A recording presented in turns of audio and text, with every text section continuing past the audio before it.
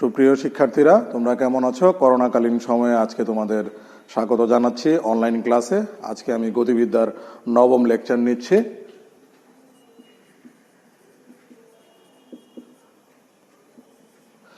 তো আমি মোহাম্মদ লুৎফর রহমান, প্রভাষক, সরকারি দেবেন্দ্র কলেজ, মানিকগঞ্জ।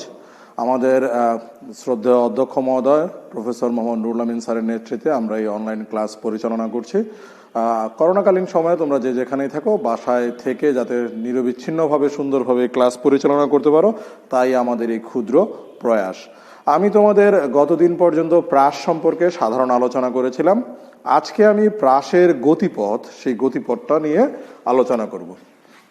তো প্রাসটার ক্ষেত্রে আমরা কি বলেছিলাম, যে অনুভূমিকের সাথে তির্যকভাবে নিক্ষিপ্ত কোনো বস্তুর গতিকে প্রাস বলা হয়।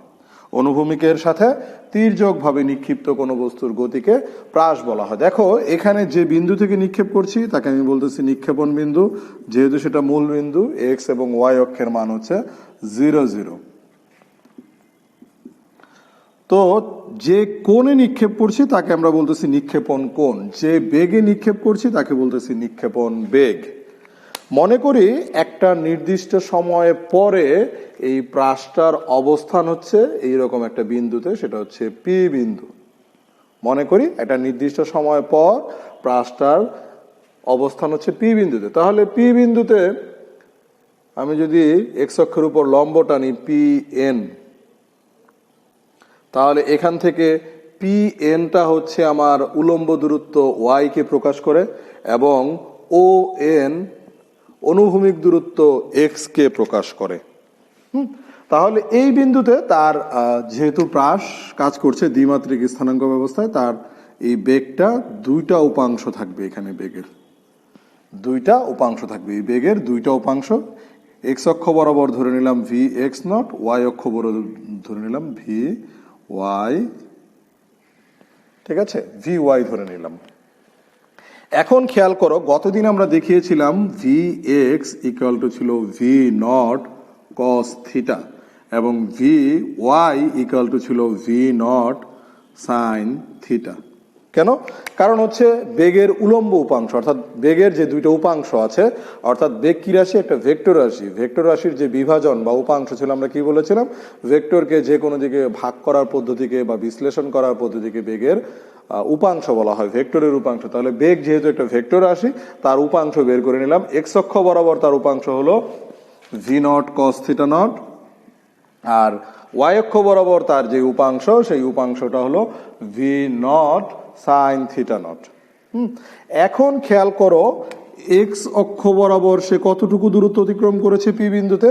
ও এন পরিমাণ দূরত্ব অতিক্রম করেছে। তাহলে ও এন ইকুয়াল টু আমি লিখতে পারি এক্স সমান V nought cos theta nought into হচ্ছে টি। কারণ আমাদের মূল যেই সূত্রটা ছিল সেটা ছিল S equal to V T, অর্থাৎ দূরত্ব ইকুয়াল টু বেগ ইন্টু সময়। তাহলে এখন দূরত্ব হচ্ছে এক্স, এক্স অক্ষ বরাবর দূরত্ব মানে আনুভূমিক দূরত্ব এক্স সমান হচ্ছে এক্স অক্ষের আমাদের সূত্রটা ছিল ভি, কিন্তু এখন তার ভি নেই। এক্স অক্ষ বরাবর তার মান হচ্ছে ভি এক্স, আর ভি এক্স এর মান হচ্ছে V nought cos theta nought into হচ্ছে টি। বা এখান থেকে আমি যদি টি এর মান বের করি, টি ইকুয়াল টু হবে V not cos theta naught divided by x। তো একইভাবে আমি যদি ওয়াই অক্ষ বরাবর তার সম্পর্কটা বের করি, অর্থাৎ উলম্ব দূরত্ব ওয়াই এর জন্য আমরা সম্পর্ক বের করতেছি। আমাদের মূল সূত্রটা হচ্ছে S equal to UT plus half A T square. যেহেতু এটা পরন্ত বস্তুর সূত্র, তাই ইউটির পরিবর্তে হবে প্লাস মাইনাস জি টি স্কোয়ার।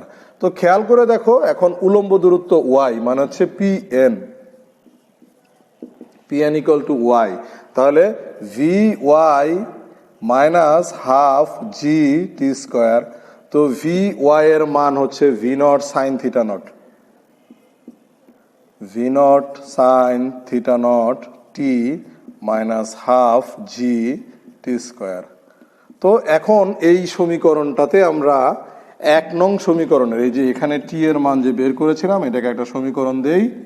এই 1 নং সমীকরণের মানটা আমরা এখানে বসিয়ে দিব। তাহলে 1 নং সমীকরণের মান যদি বসিয়ে দেই, V not sine theta nought into হচ্ছে ভি নট, এইখানে আমরা একটু উল্টা করেছি, এখানে হবে X divided by V nought cos theta nought into X divided by V nought cos theta nought. তাহলে আমি চিত্রটা মুছে ফেলি একটু। মাইনাস হাফ জি টি এর মান হচ্ছে X divided by V nought cos theta nought তার বর্গ। তাহলে এখান থেকে ভি নট চলে যায়, tan theta nought X minus half G divided by V not square cos square theta nought into হচ্ছে এক্স স্কোয়ার। তাহলে আমরা একটা সমীকরণ দাঁড় করালাম, উলম্ব দূরত্ব বের করার একটা সমীকরণ, y equal to tan theta nought into X minus half G X square divided by V not square cos square theta nought. তো এই সমীকরণে ওয়াইটা হচ্ছে প্রাসের উলম্ব দূরত্ব, এক্সটা হচ্ছে প্রাসের অনুভূমিক দূরত্ব, থিটা নটটা হচ্ছে প্রাসটাকে যে কোণে নিক্ষেপ করছি। থিটা নটটা হচ্ছে প্রাসটাকে আমরা যে কোণে নিক্ষেপ করছি, অর্থাৎ নিক্ষেপণ কোণ। জি অভিকর্ষ ত্বরণ আর কস থিটা নটের থিটা নট একই মান। তো এই সমীকরণের সাহায্যে তুমি চাইলে তার উলম্ব দূরত্ব অথবা অনুভূমিক দূরত্ব অথবা তুমি চাইলে তার বেগের পরিমাণ হিসাব করতে পারো যে কত বেগে তাকে নিক্ষেপ করা হয়েছে। তো এই সমীকরণটাতে খেয়াল করে দেখো, ট্যান থিটা নট একটা ধ্রুব সংখ্যা, এবং তাহলে ট্যান থিটা নট একটা ধ্রুব সংখ্যা, এর পরিবর্তে যদি আমরা বি বসাই, ধরে নিলাম যে বি, এবং half G divided by V not square cos square theta nought, এর পরিবর্তে যদি আমরা সি বসাই, হ্যাঁ, তাহলে এই সমীকরণটা কি দাঁড়াবে? এই সমীকরণটা দাঁড়াবে Y equal to B X minus C X square, Y equal to B X minus C X square. তাহলে দেখো এই যে Y equal to B X minus C X square, এটি একটি পরাবৃত্ত বা অধিবৃত্তের সমীকরণ।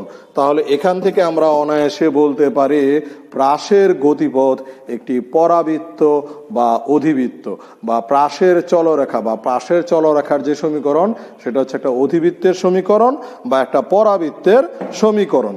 এখন এই প্রাসের গতিপথ যেহেতু অধিবৃত্ত এবং পরাবৃত্ত, তাহলে প্রাসের বিভিন্ন জায়গায় তার অবস্থানটা আমরা প্রকাশ করব। অর্থাৎ আমি যদি আবার একটা প্রাস কল্পনা করি,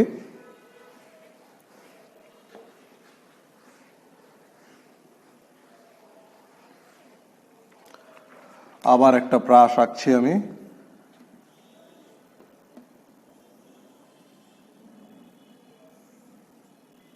ভি নট বেগে নিক্ষেপ করা হয়েছে থিটা নট কোণে, এটা হচ্ছে ওয়াই অক্ষ, এটা হচ্ছে আমার এক্স অক্ষ। তাহলে প্রাসটা একটা নির্দিষ্ট সময় পরে এই উচ্চতায় যাবে, এই উচ্চতাটাকে ধরে নিলাম সর্বোচ্চ উচ্চতা, যেটাকে আমরা এইচ ম্যাক্সিমাম দ্বারা প্রকাশ করতে পারি। আর এই সর্বোচ্চ উচ্চতায় পৌঁছাতে যে সময়, সে সময়টাকে ধরে নিলাম টি ম্যাক্সিমাম। তাহলে সর্বোচ্চ উচ্চতায় পৌঁছাতে একটা কণাকে বা একটা বুলেটকে তুমি যদি অনুভূমিকের সাথে তির্যকভাবে নিক্ষেপ করো, বা একটা কামানের গোলাকে তুমি যদি অনুভূমিকের সাথে তির্যকভাবে নিক্ষেপ করো, তাহলে সে সর্বোচ্চ উচ্চতায় পৌঁছাতে কত সময় লাগবে সেই সমীকরণটা আমরা বের করব। তারপরে সর্বোচ্চ উচ্চতায় পৌঁছাতে যে সময়, সর্বোচ্চ উচ্চতা এইচ এবং তার আনুভূমিক পাল্লা বা তার বিচরণকাল, অর্থাৎ প্রাসটা এখান থেকে যাত্রা শুরু করেছে, একটা নির্দিষ্ট সময় পরে সেই বিন্দুতে এসেছে, তাহলে এখানে তার যে উড্ডয়নকাল বা বিচরণকাল টি এর সমীকরণ আমরা বের করব। এই সমীকরণগুলো বের করছি, তোমরা একটু মনোযোগ সহকারে দেখো। তো প্রথমটা হচ্ছে সর্বাধিক উচ্চতায় ওঠার সময়, সর্বাধিক উচ্চতায় ওঠার সময়, হ্যাঁ, এটাকে আমরা ধরে নিয়েছি টি এম দ্বারা। তাহলে আমাদের যে মূল সমীকরণটা ছিল, যেহেতু এটা উলম্ব বরাবর দূরত্ব, তাহলে v Y equal to V Y naught minus G t. তাহলে দেখো তো, সর্বোচ্চ উচ্চতায় যখন সে পৌঁছালো, তো উলম্ব বরাবর তার যে বেগটা ছিল, সে যাত্রা করেছে এইভাবে, তারপরে সেই জায়গায় সর্বোচ্চ উচ্চতায় পৌঁছেছে, উলম্ব বেগ তার শূন্য হয়ে গেছে, মানে শেষ বেগটা তার কি হয়ে গেছে, শূন্য হয়ে গেছে। তো শেষ বেগ যদি শূন্য হয়ে যায় তাহলে আমরা লিখতে পারি বা শূন্য, এর পরিবর্তে লিখতে পারি V naught sine theta naught minus g, আর টি এর পরিবর্তে লিখবো টি এম। তো এখান থেকে লিখতে পারি V naught sine theta not equal to হচ্ছে জি টি এম, বা টি এম ইকুয়াল টু লিখতে পারি V naught sine theta not ভাগ হচ্ছে জি। তাহলে তুমি যদি একটা কামানের গোলা বা একটা বোমার বিমান থেকে একটা বোমা নিক্ষেপ করো বা একটা বুলেটের গুলি ছোড়ো, তাহলে তাকে যদি তুমি অনুভূমিকভাবে নিক্ষেপ করো, অর্থাৎ ভূমির সাথে তির্যকভাবে নিক্ষেপ করো, সে সর্বোচ্চ উচ্চতায় পৌঁছাতে যে সময় লাগবে সে সময়টা হচ্ছে t m equal to V naught square sine square theta naught by g. অর্থাৎ তোমাকে যদি অনুভূমিক নিক্ষেপণ বেগ এবং নিক্ষেপণ কোণ দেয়া থাকে তাহলেই তুমি অনায়াসে বের করতে পারবা এই কামানের গোলাটি এখান থেকে এখানে পৌঁছাতে কি পরিমাণ সময় লাগবে। তো এখানে মজার বিষয় দেখো, এখানে হচ্ছে সাইন থিটা এবং ভি জি হচ্ছে ধ্রুব সংখ্যা, তাহলে এখান থেকে ধ্রুব সংখ্যার পরিবর্তে আমরা বলতে পারি T M is proportion to V nought, অর্থাৎ সর্বোচ্চ উচ্চতায় পৌঁছাতে যে সময় লাগবে সে সময় হচ্ছে তার আদিবেগের সমানুপাতিক। অর্থাৎ তোমার আদিবেগের পরিমাণ যদি বেশি হয় তাহলে সময়ও বেশি লাগবে, আদিবেগের পরিমাণ যদি কম হয় সময়ও কম লাগবে। তো এখন আমরা দেখব এই সর্বোচ্চ উচ্চতায় পৌঁছাতে কি পরিমাণ সময় লাগে। সর্বোচ্চ উচ্চতায় পৌঁছাতে সর্বোচ্চ উচ্চতাটা কত, অর্থাৎ সর্বাধিক উচ্চতায় ওঠার সময় এখন আমরা বের করব সর্বাধিক উচ্চতা, অর্থাৎ এইচ ম্যাক্সিমামটা আমরা বের করব। তো সর্বাধিক উচ্চতা বের করার জন্য আমরা যে সমীকরণটা যাব V square equal to V naught square plus two G S, তাহলে যেহেতু ওয়াই অক্ষ বরাবর V Y equal to V Y nought square minus two G H, এটা হচ্ছে আমার সমীকরণ। কেন? কারণ হচ্ছে তুমি একটা বস্তুকে নিক্ষেপ করছো, সে সর্বোচ্চ এই উচ্চতায় পৌঁছেছে, তো সর্বোচ্চ উচ্চতায় পৌঁছানোর পর তার শেষ বেগ কি শূন্য হয়ে যাবে। তাহলে তার শেষ বেগ যদি শূন্য হয়ে যায় তাহলে পরের লাইনটা যদি আমরা লিখি শেষ বেগ শূন্য, ভি ওয়াই এর পরিবর্তে লিখবো V naught sine theta nought square minus two G, H এর পরিবর্তে লিখবো এইচ ম্যাক্সিমাম, বা আমরা লিখতে পারি V naught sine theta nought whole square equal to হচ্ছে টু জি এইচ ম্যাক্সিমাম। বা আমরা যদি সর্বোচ্চ উচ্চতা এইচ ম্যাক্সিমাম বের করতে চাই তাহলে হবে V not sine theta nought divided by হচ্ছে টু জি। অর্থাৎ তুমি যদি প্রাসের বা ওই বুলেটের বা ওই কামানের গোলার আদিবেগ বা নিক্ষেপণ বেগ এবং নিক্ষেপণ কোণ জানো, তাহলে তুমি ওই প্রাসটি বা ওই কামানের গোলাটি বা বুলেটটি সর্বোচ্চ কত উচ্চতায় পৌঁছাতে পারবে সেটা এই সূত্রের সাহায্যে বের করতে পারবা। অর্থাৎ সর্বাধিক উচ্চতার সূত্র H maximum equal to V naught sine theta nought whole square divided by হচ্ছে টু জি। এখন আমরা দেখব প্রাসটার বিচরণকাল, অর্থাৎ একটা প্রাসকে ছেড়েছ বা তুমি নিক্ষেপ করেছো, এখানে সর্বোচ্চ উচ্চতায় উঠেছে তারপর আবার এখান থেকে নেমেছে। বিচরণকালের আরেকটা নাম হচ্ছে পর্যায়কাল বা উড্ডয়নকাল, মানে উঠতে এবং নামতে সময় কি পরিমাণ সময় লাগলো সেটা আমরা এখন বের করব। তৃতীয় সূত্র, অর্থাৎ অনুশীলনীর অঙ্ক করার জন্য সিকিউ অঙ্ক করার জন্য আমরা এটাগুলো বের করে থাকি, তাহলে সেটা হচ্ছে উড্ডয়নকাল বা বিচরণকাল।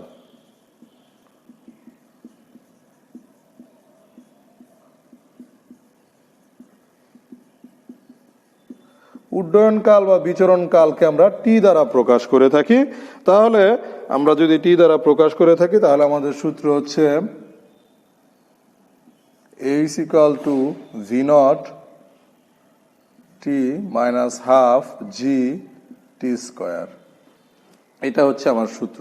দেখো তো প্রাসটাকে নিক্ষেপ করেছি এখান থেকে, জি এর বিপরীতে যাচ্ছে আবার সেই পর্যন্ত ফিরে আসছে, তো তার আদি উচ্চতা এইচ সমান সমান কি হবে, শূন্য হবে।